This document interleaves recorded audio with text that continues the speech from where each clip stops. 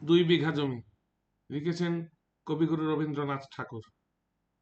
শুধু বিঘে দুই ছিল মোর ভুঁই, আর সবই গেছে ঋণে। বাবু বলিলেন, বুঝেছ উপেন, এ জমি লইব কিনে। কহিলাম আমি, তুমি ভূস্বামী, ভূমির অন্ত নাই। চেয়ে দেখো মোর আছে বড় জোর, মরিবার মতো ঠাঁই। শুনি রাজা কহে, বাপু জানো তো হে, করেছি বাগান খানা, পেলে 2 বিঘে প্রস্থে ও দিঘে সমান হইবে টানা, ওটা দিতে হবে। কহিলাম, তবে বক্ষে জুড়িয়া পানি, সজল চক্ষে করুণ রক্ষে, গরিবের ভিটে খানি। সপ্তপুরুষ যেথায় মানুষ, সে মাটি সোনার বাড়া, দৈন্যের দায়ে বেচিব সে মায়ে এমনই লক্ষ্মী ছাড়া। আঁখি করি লাল, রাজা ক্ষণকাল রহিল মৌন ভাবে, কহিলেন শেষে ক্রূর হাসি হেসে, আচ্ছা সে দেখা যাবে। পরে মাস দেড়ে ভিটে মাটি ছেড়ে বাহির হইনু পথে, করিল ডিক্রি সকলই বিক্রি, মিথ্যা দেনার ক্ষতে। এ জগতে হায় সেই বেশি চায়, আছে যার ভুরি ভুরি, রাজার হস্ত করে সমস্ত কাঙালের ধন চুরি। মনে ভাবিলাম, মোরে ভগবান রাখিবে না মোহ গর্তে, তাই লিখি দিল বিশ্ব নিখিল 2 বিঘার পরিবর্তে। সন্ন্যাসী বেশে ফিরি দেশে দেশে, হইয়া সাধুর শিষ্য। কত হেরিলাম মনোহর ধাম, কত মনোরম দৃশ্য। ভূধরে সাগরে বিজনে নগরে, যখন যেখানে ভ্রমি, তবু নিশিদিনে ভুলিতে পারিনে সেই 2 বিঘা জমি। হাটে মাঠে বাটে এই মতো কাটে বছর 15-16। একদিন শেষে ফিরিবারে দেশে বড়ই বাসনা হলো। নম নম নম সুন্দরী মম জননী বঙ্গভূমি, গঙ্গার তীর স্নিগ্ধ সমীর, জীবন জুড়ালে ভূমি। অবারিত মাঠ গগন ললাট, চুমে তব পদধূলি, ছায়া সুনিবিড় শান্তির নীর, ছোট ছোট গ্রামগুলি। পল্লব ঘন আম্র কানন, রাখালের খেলা গেহ,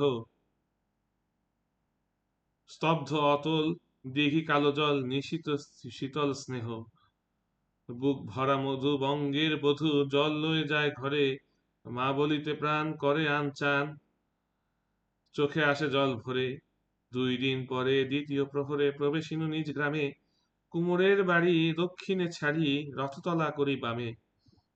রাখি হাট খোলা নন্দীর গোলা, মন্দির করি পাছে, ত্রিশাতুর শেষে পৌঁছিনু এসে আমার বাড়ির কাছে।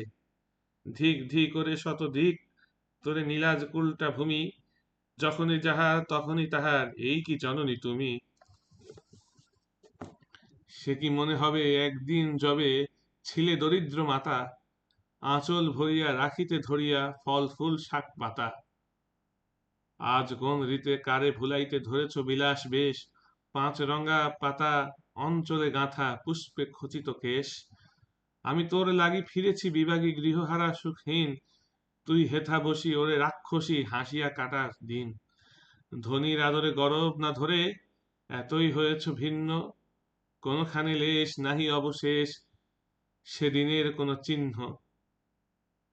কল্যাণময়ী ছিলে তুমি ওই ক্ষুধাহারা সুধারাশি, যত হাসো আজ যত করো সাজ, ছিলে দেবী হলে দাসী। বিদীর্ণ হিয়া ফিরিয়া ফিরিয়া চারিদিকে চেয়ে দেখি, প্রাচীরের কাছে এখনো যে আছে সেই আম গাছ কি। বসি তার তলে নয়নের জলে শান্ত হইল ব্যথা, একে একে মনে উদিল স্মরণে বালককালের কথা।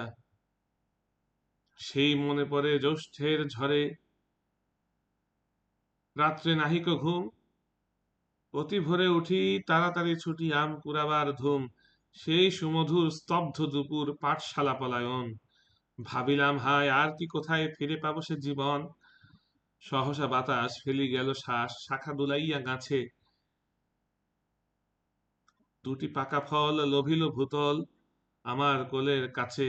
ভাবিলাম মনে, বুঝি এতক্ষণে আমারে চিনিল মাতা, স্নেহের সে দানে বহু সম্মানে বারেক ঠেকানু মাথা। হেনকালে হায় যমদূত প্রায়, কোথা হতে এলো মালি, ঝুঁটি বাঁধা উড়ে সপ্তম সুরে পাড়িতে লাগিল গালি। কহিলাম, তবে আমি তো নীরবে দিয়েছি আমার সব, 2টি ফল তার করি অধিকার, এত তারই কলরব। চিনিল না মোরে, নিয়ে গেল ধরে কাঁধে তুলি লাঠি গাছ। বাবু ছিপ হাতে পারিষদ সাথে ধরিতেছিলেন মাছ।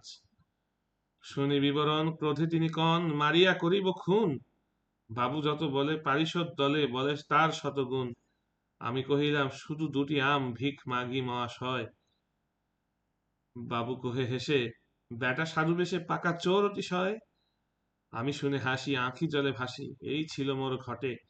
তুমি মহারাজ সাধু হলে আজ, আমি আজ চোর বটে।